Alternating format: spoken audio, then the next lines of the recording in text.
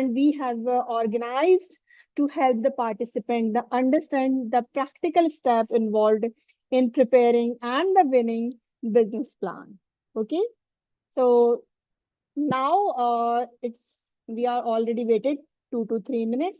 So now we are proceeding formally for this session so that we can start the session on time. Okay. So everyone, good evening, everyone, because we already crossed 4. So good evening, everyone. On behalf of Online Vivekananda University, I extended very warm welcome to all of our represented dignitaries, Suchita Chandhok ma'am, our faculty members, our learners, and participants present here for today's industry interaction session. So it gives us a very immense pleasure to host the enriching and highly relevant session on the topic of how to prepare a winning business plan. In today's dynamic and competitive business environment where we are competing each and every minute, a strong business plan is not just a document, it is the roadmap for the transform an idea into a successful and sustainable ventures. So now I have to invite, it's now my privilege to introduce our esteemed resource person for today's session, Dr. Suchita Chandhok. Dr. Suchita Chandhok has over 18 years of experience in academia with expertise in English language instruction, communication, and analysis. She holds a PhD in English literature, and her academic journey has expanded from traditional literature studies to different areas. Even she contributing in the soft skills, the employability, corporate communication, and ICT in education. So Dr. Chandok is also a certified soft skill trainer with the corporate training career that began in 2007. She has successfully bridged the gap between academic learning and industry expectation through impactful workshop and training programs. So that is the key person, and her key training specialization include the corporate communication, the business English and language skill, leadership, motivation, employability skills, resume building, interview etiquettes, and impression management.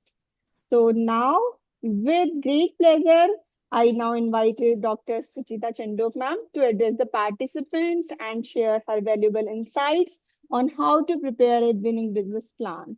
Ma'am, we warmly welcome you and respect and request you to kindly begin this session. So, a very, very good afternoon to each and every one of you who's present here. It's a privilege. It's a privilege to be speaking with all of you on how to prepare a winning business plan. And let me assure you all that this is every. Sorry, ma'am, I am interrupting you, but your video is not visual. We can't see you. You can't see me. Okay. Uh, Now am I visible? Yes, ma'am, you are perfectly visible now. And is the presentation also visible? Yes, ma'am, the presentation also perfectly visible, and we can hear you now. Okay. Thank you, ma'am. Thank you. So I would like to thank Priyanka ma'am and all the other faculties everywhere present from the VGU group who have given me this opportunity to speak with the students today. Uh, it's a very interesting topic. That how do we make a business plan? You see, when we start thinking about constructing a house, right? What do? You go to an architect, right? He draws up a plan and everything. In the same manner, if you get an idea, you get a spark, what do?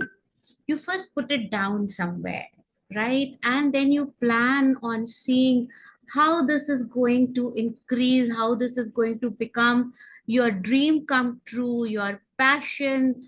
That's very important, right? So today we are going to talk about preparing a winning business plan where your idea has to be put before the investors so that you can take a beautiful flight to to achieving your dreams that are propelling you forward in your life.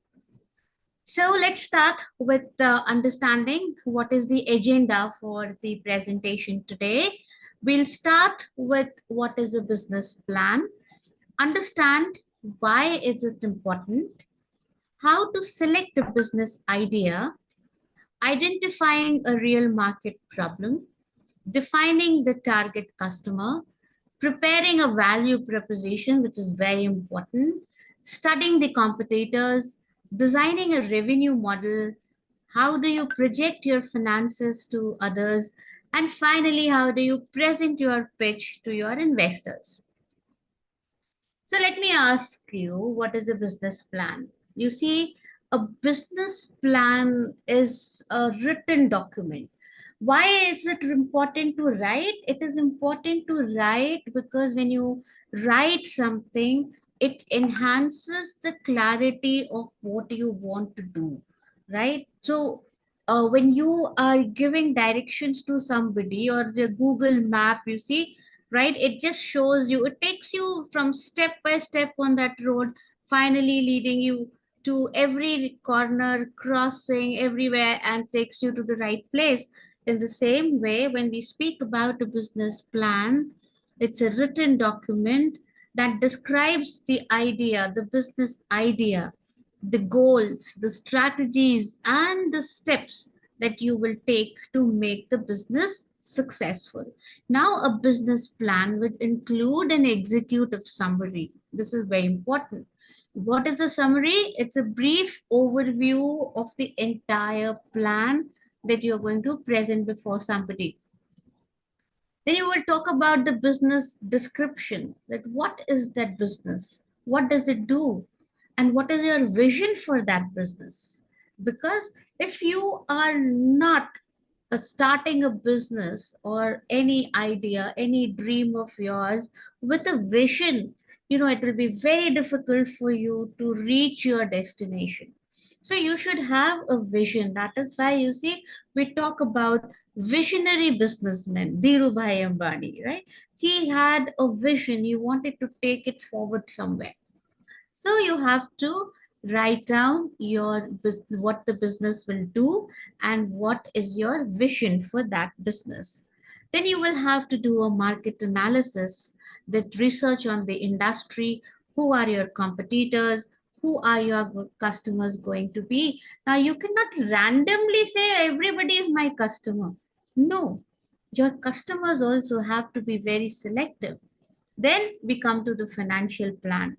Without understanding where the money is coming and where is it going, what is the revenue, what are the expenses, what will your profit margins going to be like, you cannot complete your business plan. Then let's see what is this. As you can see here, we are talking about why a business plan is important. A business plan is important because you need money for that business. You go to a bank and you say, I need loan. Why do you need loan? The first question, I'm going to start my own business. Oh really? There are thousands of me standing over there asking for a loan, and some of the loans just go without knowing where that money went. And then the banks start asking you to repay when you don't have any idea where it went. So how are you going to repay, because you haven't earned a penny out of it? So you have to be very very careful in drafting your business plan, because it is going to give your investors and banks the plan before they can commit the money to you. You have to set clear goals. That means define milestones. Where is this going to be? At what stage? How am I going to break even in next 4 years, 5 years? That is what they want to know. So the team has to be focused and accountable for every work that they're doing along with you, your business partner, or the people that your team who's working with you. Everybody has to be aligned on the same goals. What are we wanting to achieve? Reduce the risk. Reducing risk force you to think through the challenges and prepare for emergencies, the contingencies that you might face all of a sudden without, the Iran wars happened. There are so many businesses that are being affected today. Some of them have closed down. Nobody thought about this particular challenge. The employee is now without a job. So what's happening? The percentage of unemployment kind of is increasing. So we don't understand, we don't know what kind of challenges will come up suddenly. So we have to have some money with us, which will help us to prepare for the emergency or the contingencies. Even in households, parents have something called an emergency fund. So that is required of the business also. Then we talk about the guide growth. Now, what is the guide growth? This is a roadmap for scaling the business strategically. That means today I am at this point. Next year, I want to increase my profit and maybe, add on some more R&D, some more research and development to making my product much better. You have so many Indian companies which have actually followed all of this. If you have, you are aware of it, you can tell me. But I think, boat is doing a fantastic job. Okay, so let's move on to now the next point that we have about how to select a business idea.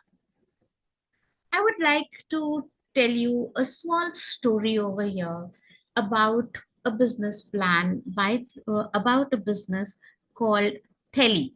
Have you heard about it? Let me see. How many of you raise your hands? Are you Has anybody heard about uh, has anybody heard about the business Teli? Anybody? You can raise your hand. You can send me an emoji if you're aware of it. Anyone? No? Okay. All right. Let me take you through the business of what Teli was doing. As you can see here, Teli is a beautiful business. Now, this young man by the name of Ashwini Ashay Bhave, his mother was in the local committee, the what do you say, the gated societies committee for the waste management. This young man used to see the pile of plastic around him practically every day. He belongs to Delhi. So he used to see all of that plastic and he used to wonder, where is this actually being going in the last so many years? It simply seems to be piling outside my society gate. But then there is a management committee also, which is looking after the waste disposal. So he did his homework. And you know what he did? He converted this waste into premium sneakers. Now, this is something which is very amazing. How did he do that? He takes about 10 bottles, approximately 10 plastic bottles, to make a pair of shoes. He puts them into the um heating mechanism, converts something called, now see, he's become a big man now, so he has a lot of system to his disposal. So there is something called the tele fiber which is produced, and that tele fiber is used for making the premium sneakers. So when I move through the presentation, this is going to be one of the startups that I will be taking you back and forth to. So, the first is your passion. What do you love doing? That is very important. What is that something which is giving you the energy to think about an idea, something that you feel is required? Nobody has worked in this field, and I should take up the cudgels. I should be the one to start something with effect. So, what do you do? Depending upon your skill, you will research, you will do. You will try to see what is there in the market. In today's times, the trending industries are about sustainability, artificial intelligence, health. Everybody's talking about all of these things, right? So what is that your skill has, what is your determination, what is your passion, and that sweet spot is your business idea. It gives you something to think and work productively on. Then you think about the market. Then, if I do something of this kind, which nobody else is doing, what do you think should be my pricing? Is there a market for it? Are people going to accept me, or people going to reject me? Are there competitors already existing? Or will I be able to get a platform where I will be able to, do well for myself, take my vision forward? That is where you have to choose the business idea and work upon it. You will validate your idea with 10 potential customers probably, and see what is the response to it. How do they feel it would work or it would not work? So you learn. As you progress, you learn. There might be two steps backward and one step forward. There might be a failure before you can achieve a success. But then your passion pushes you forward that yes, I must do it once more. Okay, one try more. So you start small, you test, you learn, and pivot if needed. So this is how you think about your business idea taking shape. Now, you see how to identify a real market problem. Market has Doing business is not easy. Everybody knows that, I think. No business comes easy. Business is something which requires lot of efforts. It requires a lot of input, energy from the person who wants to start his business from the scratch. Today the market is very challenging, right? It is something which it is there today and will not be there tomorrow, right? So you have to think about the real market problem. That is where the customer pain points come in. Keeping in mind the customer pain points, I don't have to remind you, but companies like Flipkart, Amazon, all of them came into existence. They knew the pain points. Is kind of putting your finger on the pulse of the customer, trying to understand how did this happen, what is the problem this customer is facing, and how can we actually work in this field to help that customer. So the customer's frustrations and inefficiencies are taken care of by these business ideas. We think about the gaps in existing solutions. What are the business gaps in existing solutions? There can be many gaps. I have a business, but my product isn't reaching the right customer. That is the biggest gap in one of the reasons. So I have to think about that also. Then there will be some unmet needs in the market. Nobody's telling me about it, and I learn through the mistakes that I am making. Then there are jobs to be done. You have to create a framework. There is a framework required.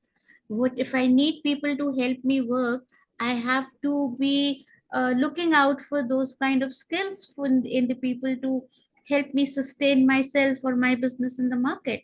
So there are n number of problems that a businessman, a businesswoman, anybody who wants to start the business faces in the real life.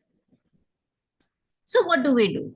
We have certain validation methods. Validation methods means once we think that these are the problems, we go to the customer and we ask the customer, right? We don't tell them what we are about to do, but we ask them. We have a doubt in the mind here, that is, we are aware of the customer pain point, but when we go to the customer, we interview, because ask the customer right questions. We ask the customer to tell us what is that problem that you are facing in such and such field or such and such product. Then you do certain online surveys and polls. You find out from these surveys and these polls what is the customer's need, what is the requirement, where are the other businesses failing in the whole process, and how you can take advantage of that particular gap. This is what is this gap in existing solutions. You come to evaluate, you understand this. Then you have the social media listening. The social media is a buzz. It is like, has it reached a breaking point yet? I don't know, but social media is talking about everything, right? There are things which exist, there are things which don't exist. Somebody gets a bright idea, puts it on social media, and you see how viral it becomes.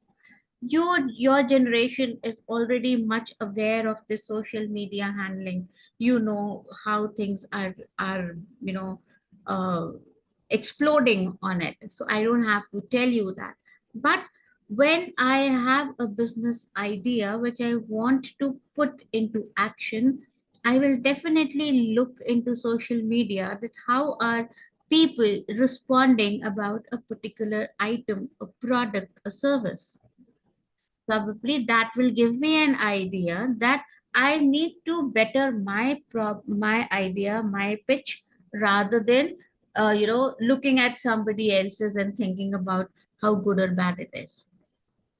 So social media listening is also one of the methods to validate what I have in mind about the problem. Then there are keywords and research volumes, researching on you. We have the SEOs. When you put it on Google, you try to find out things. You do your own research about it, right? So everybody has to work that extra mile to understand those problems and make sure that the idea that I am going to put forward into something, right, where I want very distinctive results, I'll have to see that these methods are taking care of all that information that I want at my end to do a good job. Competitor complaint analysis. As the name suggests, competitors. Obviously, market is full of so many people who are doing the same kind of business. For example, when Ashay Bhave started his business, it wasn't as if there weren't sneakers available in the market. There were very good sneakers available in the market. Bata was one of the companies which was giving the best sneakers. Campus was doing a wonderful job, right? So there were already names that were established in the business. So if you think about it, then Theli already had competitors in the market. So what were the problems the customers were facing with these established brands? That was what people at Theli would have looked into. Hush puppies. Let me take another example of the footwear. Hush puppies is a brand. It's something like people are always talking about the comfort this brand provides to the customers. But yes, they do have a problem. If you have a problem with your shoe when Hush puppies and you take it back to the showroom after 6 months of use, there are very little services being going to be provided to you. So the competitor complaint analysis has to be taken into consideration before I launch my product. Correct. Because if you think about this, if you do it, like I'm talking to you about this business tele, because it was basically Ashay Bhave who was a student at that point of time when he started this model. Right. That is why I have brought this as an example for all of you here today. So when you read about it, you find that Ashay made sure that if you have bought these shoe from Theli, and if you have a problem, the, the shoe is put for recycling. Understand? A new pair of shoes given to you. And the shoe that you were complaining about, which you are in possession of, that goes into recycling. So, what is happening? It talks about sustainability, it talks about green, everything, carbon footprints. So, what's happening? Naturally, uh, he started to find a good market, right? So when we speak about identifying a real market problem, you will have to make a lot of study at your end, written reports at your end, to see to it that you are able to successfully do a good job with your idea which you are going to pitch to others. Then let's talk about how to define the target customer. Now you see, customer can be of any age group. If we are talking about shoes, practically everybody is wearing shoes, the rich, the poor, the old, and the young. So everybody is wearing, whether the person is poor or the person is from the high income group. Everybody needs shoes and sneakers. So what we do is we look at, when we do the surveys, when we gather the data, we kind of go, you know, into checking out the four different segments that we have. First is the demographic segment, where the age, gender, the income group, and the education. Education basically talks about awareness to a certain extent. Then we have the geographic segment, where I'm talking about which country, which city, urban city, rural areas, where is that product being used, or eventually who will be the customer in which area, who will be using that product. Then we also have something called the psychographic. Psychography talks about the values that a person has, right? Everybody talks about sustainability these days, but do we really work about it? So value is something, my lifestyle is something else, my interest is something else. So psychographic segment does create a little bit more difficult assessment than others might stand out to be. So the person who is trying to, bring that idea into force, into existence, will have to look at these segments. You have to think about the pain points of all these customers who are from the different segments, right? You have to see what are their personal goals and aspirations. What is their income? Can they really afford a shoe? Can everybody afford a shoe from Bata? Yes, today a Bata is very affordable. But can everybody afford a shoe from Hush Puppies? No, that's still a little beyond certain income groups. So you have to think about all of these. So there is a vast data on which you have to work in today's times if you have to take your vision forward. Then there is, of course, the behavioral segment also. Usage rate. Am I buying a shoe? Girls, you have seen there have been marriages in your family, and brides these days are wearing so beautifully embroidered shoes along with their lehengas. They're not going for high heels all the time. Why? Because the shoes make them comfortable. They're able to stand for a longer period of time. They're easy on their feet. They're happy. The feet are comfortable, so the person itself herself is enjoying the show.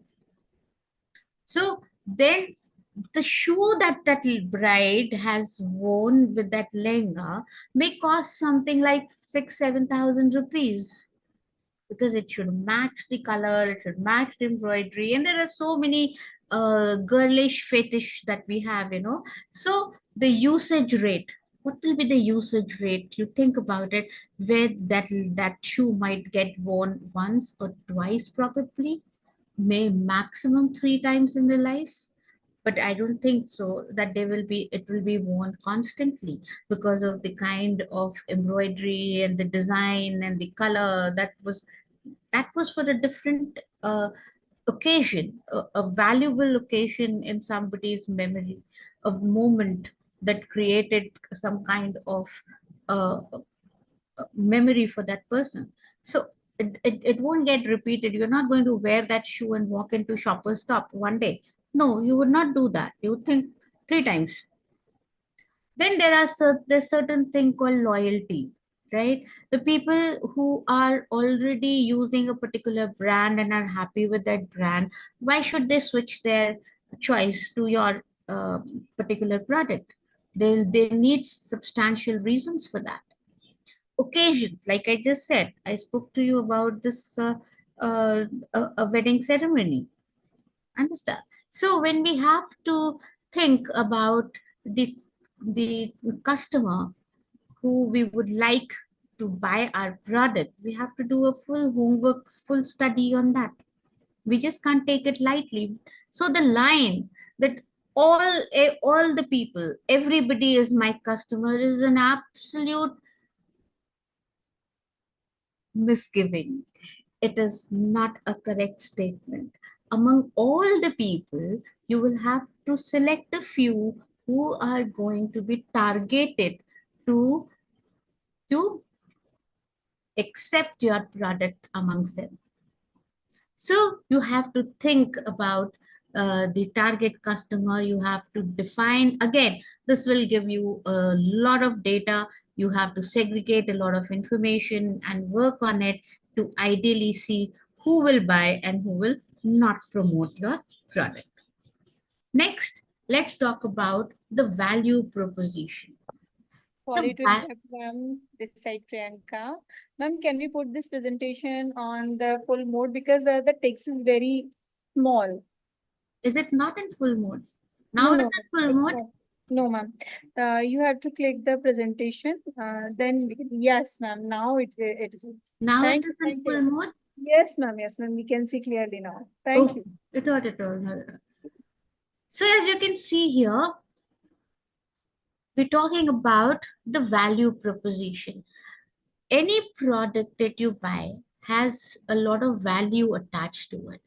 So what is the formula here? I'm giving you like one line over there from the top. You can see in the presentation. We help. Who are the target customers? That homework you have already done. So we help the Gen Alpha, let's say the children who are coming into the world. We help Generation Alpha who want to, what will be their goal? The parents are already deciding the goals for their children, right? And the unique solution that you are giving to them, unlike what is already existing. Understand? So or you can fit this line in your choice of uh, product that you would like to buy, or you think that you have a business idea where you are going to promote something. You can try this line on that also. The formula remains the same. And I've given you this line from Telly, what they said. We help eco-conscious urban consumers. So who are the target consumers? The urban consumers who want stylish footwear. The goal is to make a stylish footwear by crafting premium sneakers. So, what is the unique solution? Crafting premium sneakers from 100% recycled waste. Unlike, what was the alternative? That conventional brands that use virgin synthetic material. So, in this way, what they did was they have created this value proposition for themselves. And when I speak about the urban consumers, tell me, when I asked you this question right in the beginning, there was none of you said that you have ever heard about Tele. That means Thali is only targeting certain income levels, certain urban consumers who are interested in this kind of product. You don't see hoardings, you don't see advertisements of Tele anywhere, but it is still there and it's doing a great job for itself, right? So, what is it? You have to think. So, the formula, or let's say the value proposition in that, the first aspect is bringing clarity to the formula statement. Who you want the customers to be? What do you want them to understand? What is the solution that you are going to provide to them, unlike the alternatives that are already available to them? Clear? So, clarity is for everyone to understand in 10 seconds. Very important. If I understand something in a fraction of a second, I am able to retain that for a very, very long time. It stays with me. But when I have to make extra effort to understand what you're trying to tell me, I remember bits and pieces, and then one day I get so frustrated, I forget the entire thing, and I say, this is not me, or this is not for me, right? So, your statement has to be so clear that it stays with the person who you want to be affected by it. Then comes relevance. That means it speaks directly to the customer's needs and desires. They are handled. Why? Because we are giving that much of importance to the customer. The customer is the king. Walmart. Who was the founder of Walmart? I hope you know that. He was the one who said customers are kings. So you have to find the relevance to the customer needs and desires. If uh, if you think about uh, so many other businessmen, they have always placed the interest of the customer first. So customers needs and customers desires are always the what do you say, create the value proposition for the product. Then comes uniqueness. If everything is of the same kind, why do people go for luxury style clothing, accessories, and things like that? Why they want to be unique? Therefore, every person, this idea is inherent in every one of us, in each one of us. We want something which makes me different from the other person. In any way, it can be done. I think girls would agree with me more than the boys. But you see, you have to be different. You can be different in your lifestyle, you can be different in your value system. That is ingrained in us, right? We carry it as a part of a personality. But when it comes to the market, when you think about the accessories which you carry on yourself to make a statement for the others, that uniqueness gives you a lot of happiness. You've invested so much over there to be happy. So the uniqueness in some way or the other that makes you different from your competitors always gives you a pleasant peace. So that uniqueness should be visible in the statement that you are going to write. That statement of value proposition is actually adding what? Matter, depth to whatever idea that you are going to put across and develop as your vision. Then let's talk about how to study the competitors. Here you can see on the screen there are features which everybody understands. Let's start with pricing. You want to price the product at a certain price, and your competitors. So the study of your competitors is so important. If I also want to launch a shoe business, a footwear business, I need to understand that in my income segment that I am targeting, who are the competitors there who are taking care of the demand at the moment? Who is doing a good job, right? I should be aware of that. Only then can I put certain a price cap to what I am going to bring to the market, right? Then the delivery speed. Imagine if Blinkit wasn't delivering it in 16 minutes or 20 minutes. How would you be feeling? You're so used to Blinkit, Instamart, Zepto. They're all working on 10 minutes, which the Parliament discussed, which the Supreme Court discussed with, right? So the delivery speed of something, Amazon doing the delivery, porter services, all of them are there. The courier services, you go to DTDC, they say we do it on the same day. You go to track on, they say okay, we take a day. You go to, there's so many others. Blue Dart says safety is first and delivery is premium. Imagine, safety as well as premium, they are delivering more than what we have asked for. So you see, everywhere, in every segment, every business around us, the study of competitors plays a very important role. And what are the frameworks that we use to study the competitors? The first is the SWOT analysis. What are the strengths, the weakness, the opportunities, and the threats that are going to be there in the market, which I should be aware of? Okay, for the competitors and comparatively mine. So the SWOT analysis gives you a complete breakdown of it. Then we also have a framework which is called as the Porter's Five Forces.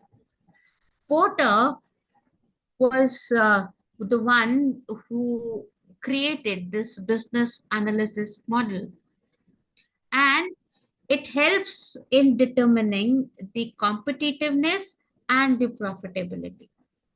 And what are the five factors that we have to consider here? The first is rivalry.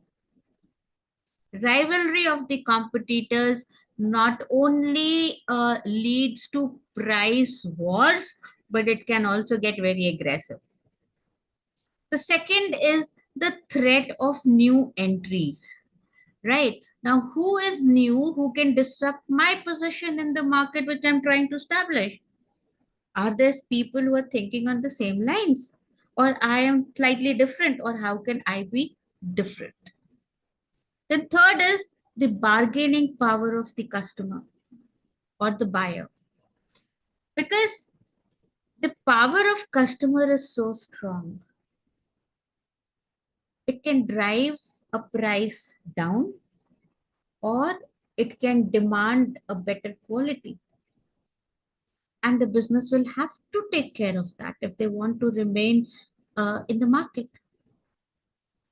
Then the next force of quarter is the bargaining power of the supplier. Understand, if there is suppliers who are taking the product to the market, so what is happening? The bargaining of the power of the supplier. The supplier, if there are very few suppliers of a particular product, the market price rises, and then what happens? The profit margin reduces.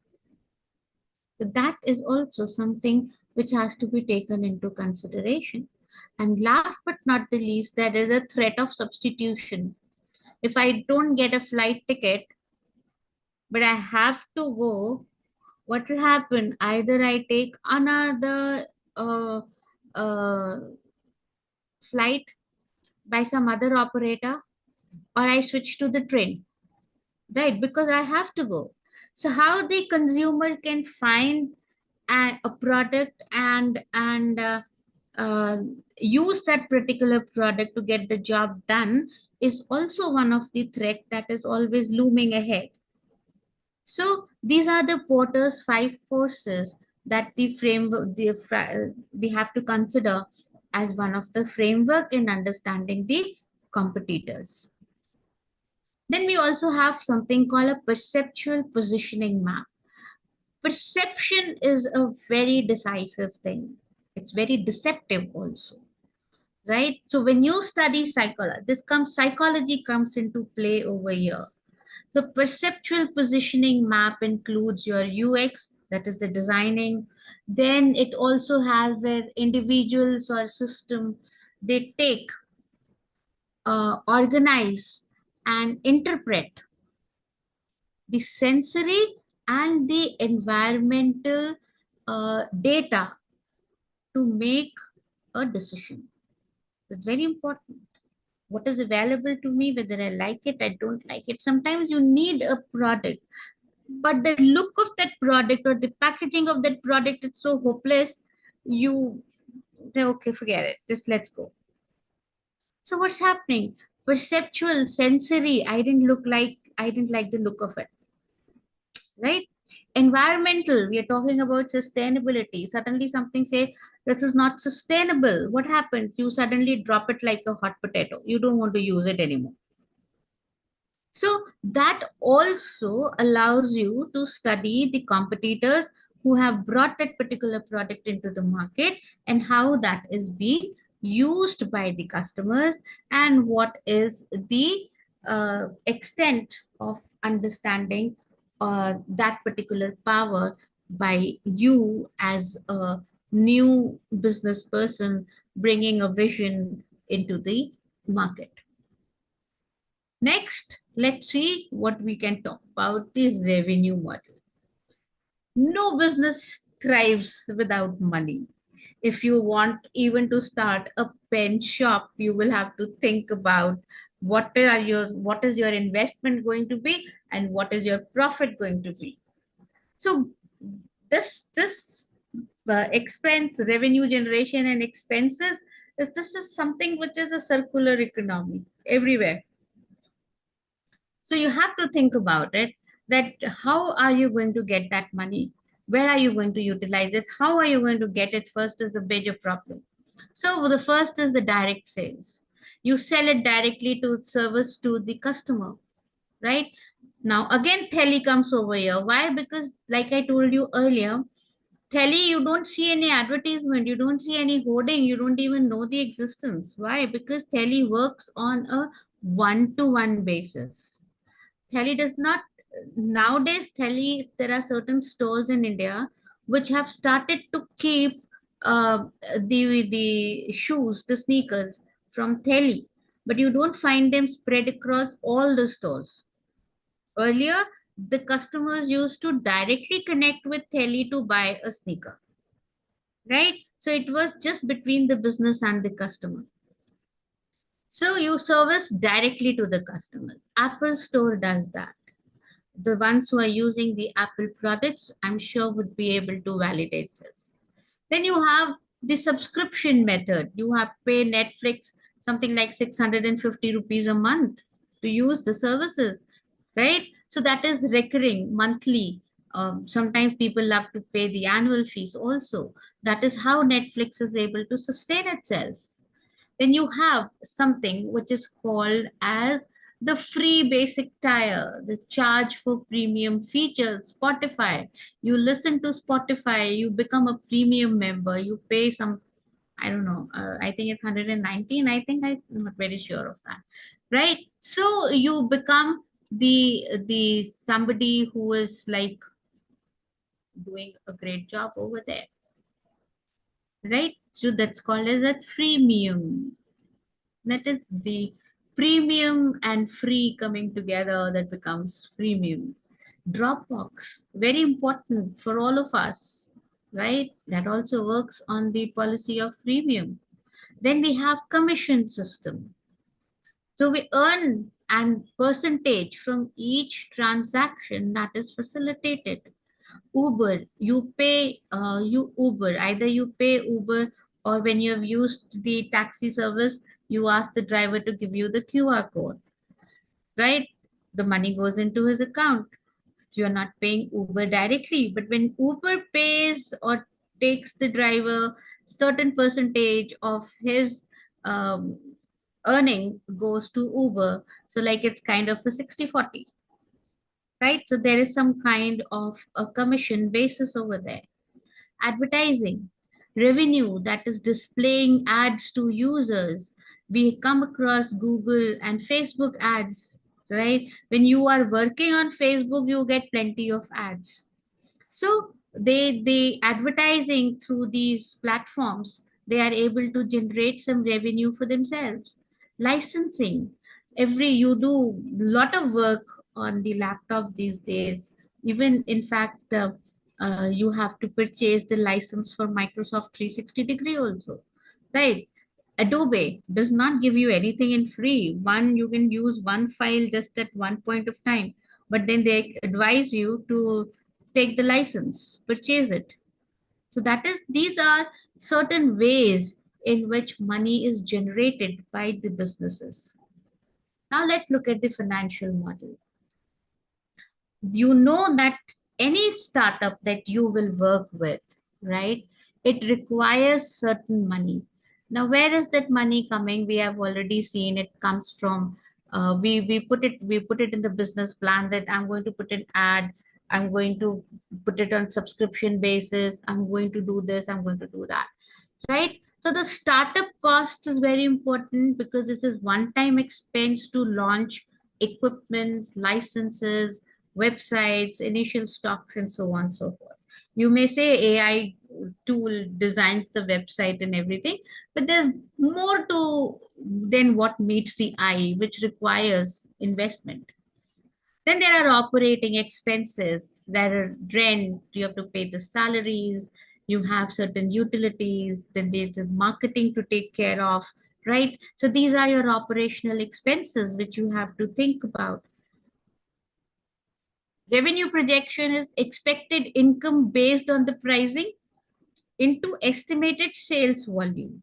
So basically, it is the pricing and the sales.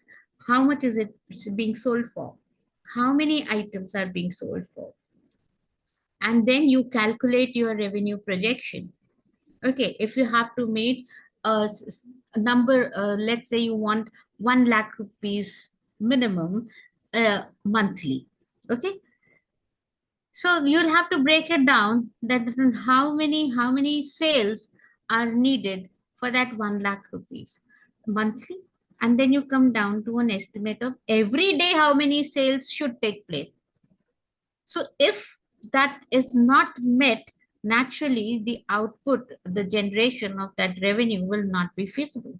So you have to think about the revenue projection to survive in that market, to survive in that business, to take home a decent earning. Then there's something called the break even point. Break even point is the day when the amount that you invested in that business, right, is the total cost.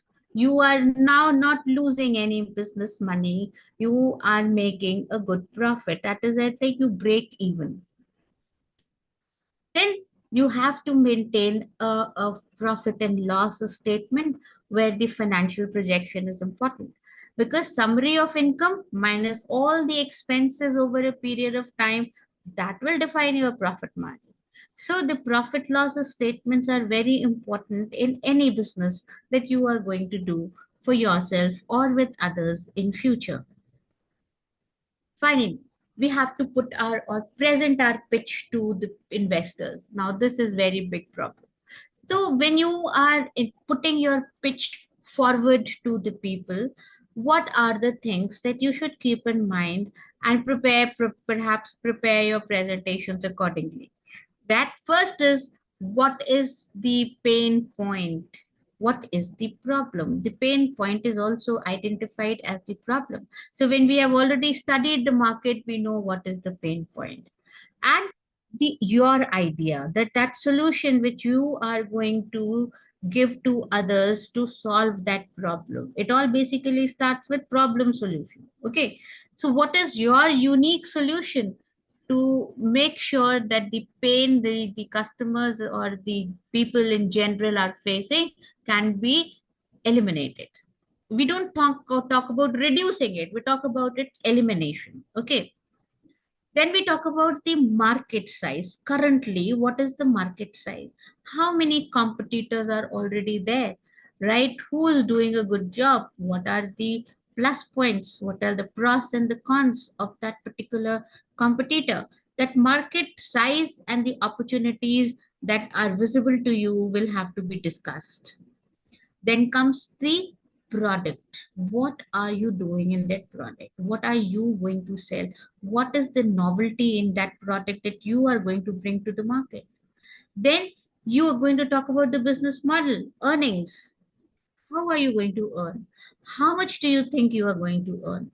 That's important, because if you're not able to tell others how much are you planning on earning, and you know, what are you projecting to others? How are you going to think of sustaining yourself? So then point number 6 is traction. That is early results. Users, who's going to use it and tell you? That is traction. You must understand this. Team, you have people, because you yourself alone cannot do everything. You need people around you. So who's going to be your team? Simple.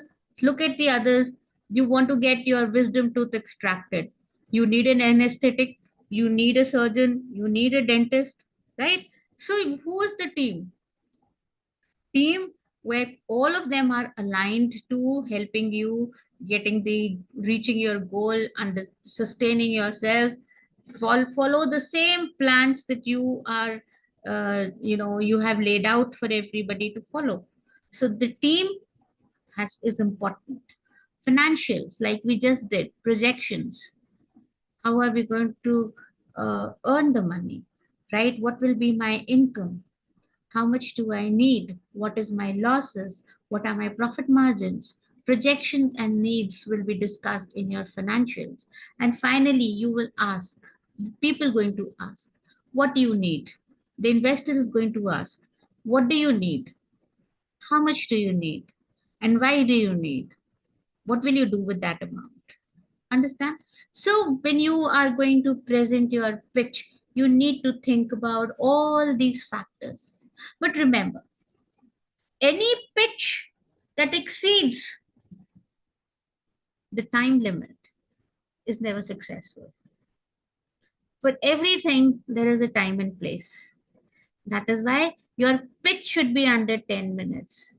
And when you are going to deliver your pitch, everything that you're going to speak about should be on your fingertips.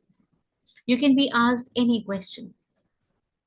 You should know what is the question and how are you going to answer it. So unless and until you do not know your business idea inside out, you will not be able to satisfy anybody's query, anybody's question. So what will you do? You have to anticipate what kind of questions can be thrown at you and what kind of satisfactory answers are you going to give out of all the model, the business plan that you have created. Understand? So this is something which you need to work on time and again. And like I said here, practice 5 times before presenting. Because the more you practice, like we do it in presentations in the class, the more you practice, the more polished you become in delivering it. And it's not only just the content, your confidence in your voice, in your posture, your nonverbal, it suddenly magnifies the entire, your credibility increases. When your credibility increases, people would be happy to invest in whatever you have put before them. So, this is your take home exercise. You are going to build your mini business plan. So, if you feel that it is difficult to note down, you can take a screenshot of this and you can try it at home. You choose an idea, identify any business idea that solves a real problem you have observed around you. Then, define the problem and the customer. 3 customer pain points and describe your ideal target customer. Then Craft your value proposition. Remember the formula, the sentence. We help who? The customer. Which kind of customer?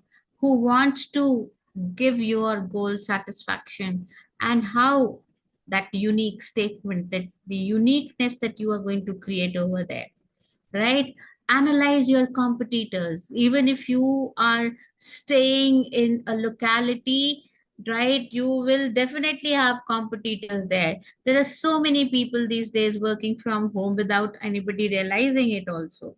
Okay, so you will have to take into all of that. So find two existing competitors, list their strengths, weaknesses, and how are they different from you, or what is that new that you are going to bring to the market. Choose a revenue model, because you are, after all, getting into this exercise because you want to generate an income. So one or two revenue streams, and explain why they suit your business. Just don't take it blindly. Finally, prepare a 5-minute pitch, which should have a problem, a solution. You're talking about the customers, the revenues, and then let people ask you questions. Understand? Practice, be perfect, and then go and do a small demo in front of somebody who you think can be your investor, right? And you will see how your small step can take you so much further, and it enables you to dream big. It enables you to achieve your goals and targets, set milestones for yourself.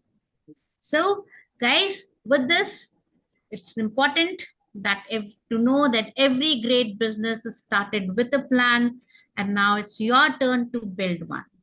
So, I would thank you all for attending this particular session, and I wish you good luck. Thanks a lot, ma'am. Thank you very much for such an informative and engaging session. Thank But you have explained the concept of the winning business plan in very practical and meaningful way. So the insights on market analysis, the financial planning, the pitching, the strategies will certainly help our learner and participant to develop the clear understanding of entrepreneurial planning. So we will now move the question and answer round. If you have any questions, dear learner, if you have any question, you may raise your hand or post your question in the chat box. So please keep your question brief and relevant to the topic only.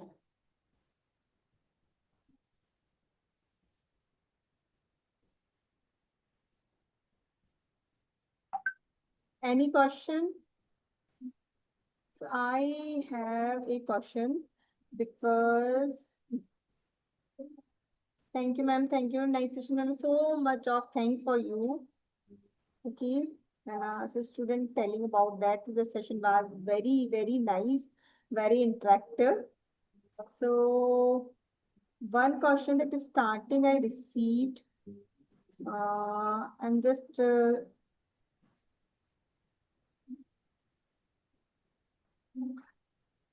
there is one question now. So many chat of here. Anyone that want to ask anything, please. Yes, Rohan Kumar asked about the in this AI era, which AI tool is the helpful for the building a website, buying a domain, and also in case I start the product-based business, how to find the supplier and how much amount wanted to stand out this type of business.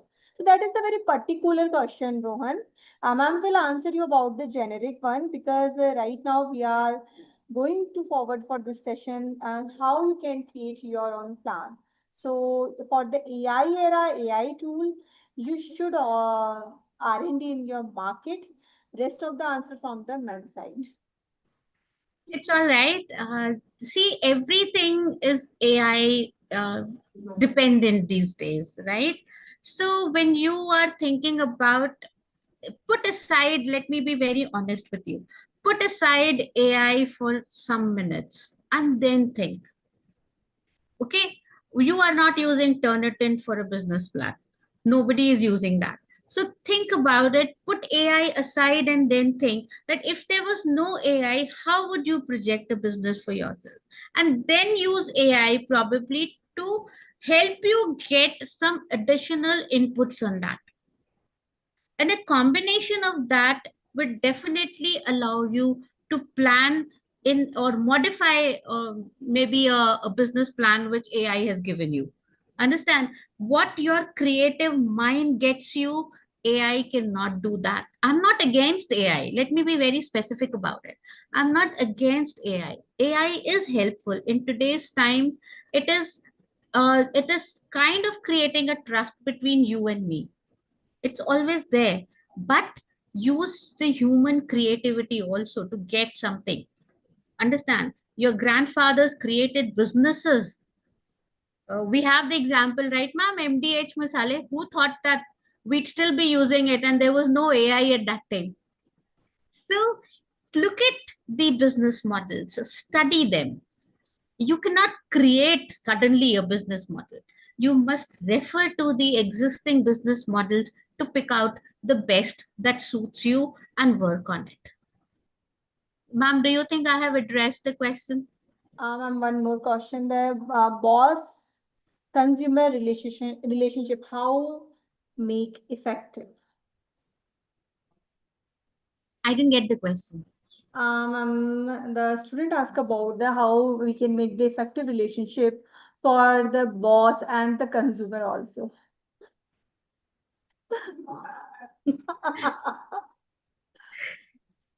See, the best thing is, like I said, the MDH model, uh, he went door to door selling his product, right? If you have a small business, then you could probably go on a one on one basis to sell it.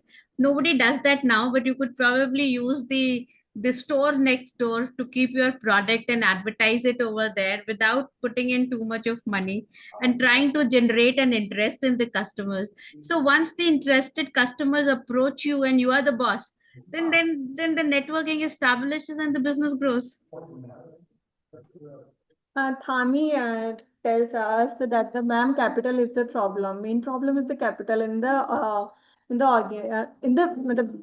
if we are going for the business plan. But one more question to how to incorporate these into a small home scale business that we want to start from the our home only. Starting is buying a domain is necessary at the beginning, or starting at Etsy or Shopify or a small market at first can pave the path. Um, I, do you watch Shark Tank? Let me ask you a simple question. Do you watch Shark Tank? If you watch Shark Tank, you will understand lot about business ideas and lot about investment amount, the capital that you're talking about. A lot of people started from homes, right, investing their own money into it. Now if you don't have money, you could probably, if you have a solid idea, maybe your relatives and can give you, small amount to invest and start. So start at a small level and then gradually grow, right? If you want to be Mukesh Ambani overnight, that won't be possible. Okay. So when money plays a very big role, invest wisely, work upon it wisely, and it will definitely pay dividends. So thank you, thanks a lot, ma'am. I know that your another engagement about that. So that's why I'm closing the session here. And but this is not last session for the students. Student, you can ask your question anytime to us so that I already shared the feedback form. In the feedback form, you can mention your questions in the last so that I can share with the ma'am, and ma'am will definitely answer, and we will share with you about your queries for your winning business plan.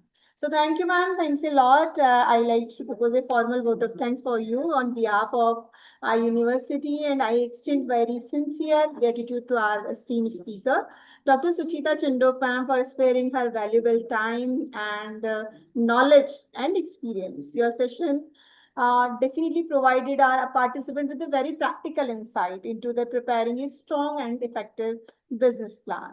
So we are confident that the learning from the today's interaction will be extremely useful for the students and inspiring our future professionals. So thank you once again, ma'am. And thank you, dear participant, for joining us. Thanks a lot. Thank you, everybody, and thank you, Priyanka ma'am, for having me here and giving me this opportunity to interact with all the students. Thank you so much. Thank you, ma'am. Thank you, So, ma'am. bye-bye, dear students. We will Thank meet you, in the ma'am. next session. Thank Thank you. you, ma'am. Thank you. Thank you. Thank you, ma'am. Thank you, ma'am. Thank you. Ma'am.